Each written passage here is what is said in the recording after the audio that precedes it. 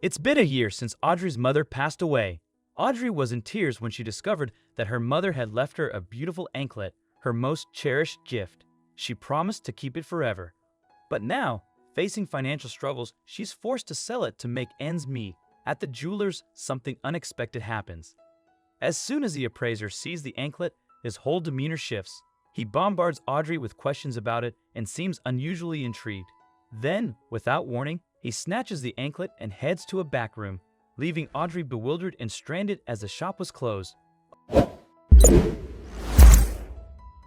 Overhearing the appraiser's phone conversation, she gasps in shock when she realizes what he thinks the anklet is made of. Desperate, she tries to enter the room but finds the door locked. Knowing she must act quickly, she decides to call the police. But why? What's so special about the anklet, and why is the appraiser behaving so bizarrely? Just before Audrey's baby was due, her mother passed away. It broke Audrey's heart because her mother had been so excited to meet her granddaughter. Audrey spent weeks in bed, unable to eat or sleep. During her final week of pregnancy, Audrey was grateful for the support of her husband, Glenn. He had been there for her through everything, especially after her mother's death.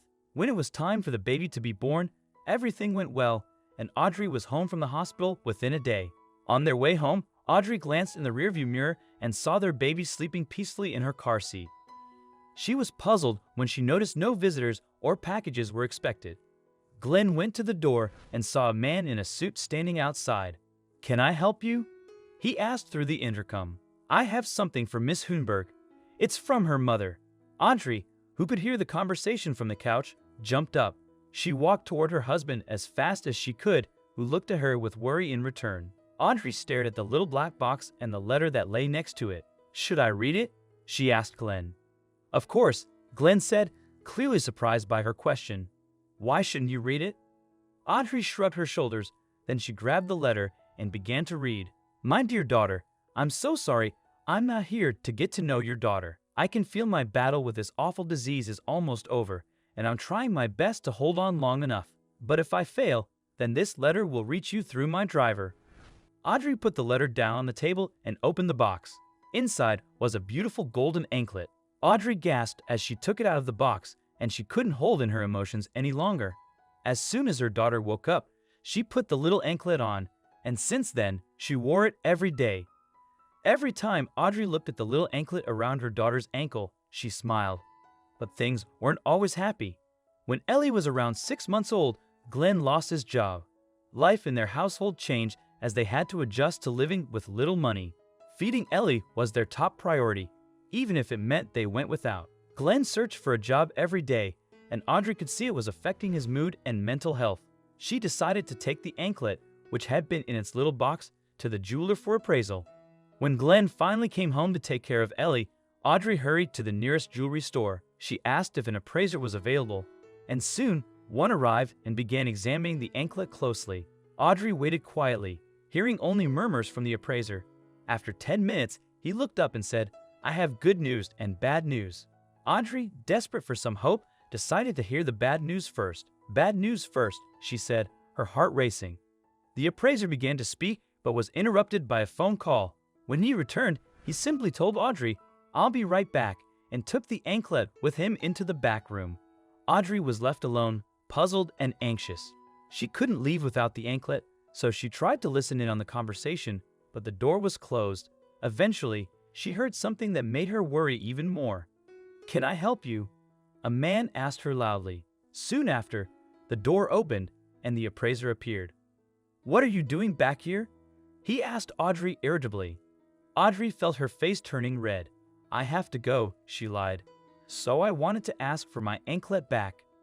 The appraiser and the man exchanged looks.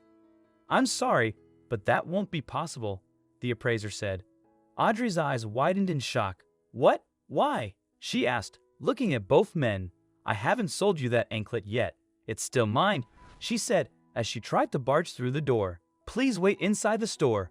We will explain everything to you when we know more about it," the man said, pointing Audrey back in the direction of the store. Audrey sighed. She had no choice but to oblige, so she followed the man back into the store while the appraiser went back into the room with the anklet. This time, Audrey wasn't left alone as the other man stayed with her. "My name is Mason. I'm the owner of the store," the man said with a slight smile. "Isn't the anklet made out of solid gold?" Audrey asked, not paying attention to what Mason had just said. "I mean, even I can see it is made out of some sort of gold. So what is so important about it?" Before Mason could answer, she continued, "Well, me and the jeweler know it's a bit more complicated than you think. Yes, the anklet is made out of solid gold, but there is a bit more to it. This is practically stealing, you know," she said loudly. "It's right. I came to this jewelry store at the corner of 8th Street to get my anklet appraised and hopefully sell it, but you guys are now almost holding me hostage in this place." Mason was clearly confused by her sudden outburst and how she said it, but he had no clue she only did so the operator on the phone knew where to send the police. It was possible for the operator to think it was just a butt dial and ignore her call, but she hoped by exaggerating the situation into a hostage scenario, they wouldn't be able to ignore it. "You called the police?" Mason exclaimed, and just as he said that, police sirens could be heard. "Yes, and judging by the sound, they are finally here," Audrey replied. "I can't believe it," Mason said as he quickly ran through the door into the hallway. "Matt, you have to hurry," he yelled at the appraiser. Audrey waited by the door and tried to open it for the police to come in, but the door didn't budge. She realized Mason must have locked it while she was in the back. She waved at the police, hoping they would see her, and luckily they did. Within seconds, they broke down the door. The police walked out of the hallway with Matt and Mason handcuffed beside them. "You should be the one in handcuffs," Mason angrily hissed at Audrey as he walked past her. After Mason and Matt were put inside the police car, another officer walked over to Audrey. "Miss, I have to take this back to the station as evidence," he said as he showed her the anklet. Audrey sighed. She had hoped she could take it home. "When will I get it back?" she asked. "We have to interrogate everyone, including you. After that, we will know more," the officer said. Audrey nodded. She followed the officer back to his car and drove with him to the police station. She couldn't believe her little trip to the jewelry store had turned into this. Glenn must be so worried. Audrey repeatedly said it was a gift from her late mother, but the police didn't seem to believe her. Then they suddenly said something that confused her. "Did you know what it was when you brought it in?" they asked. "Why would I get it appraised if I knew its worth?" Audrey responded. Audrey couldn't believe what she was hearing. "What do you mean you have nothing to arrest them for? They held me hostage and wouldn't return my anklet," Audrey protested. The officer listened patiently and then explained. Matt acted suspiciously because he recognized the anklet, not for its value, but because he'd seen it before. Audrey was shocked. Could Matt have known her mother? Matt stepped forward. "I recognized it because I have one too.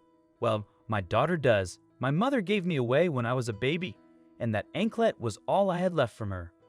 Audrey was stunned, but then laughed and hugged Matt. They exchanged contact details and agreed to a DNA test to confirm if they were half-siblings. Matt, moved by the connection, lent Audrey money to help her family. With the funds, Audrey got through the tough times until Glenn found a new job. They paid off their debts and rebuilt their lives, now enriched with a newfound family member.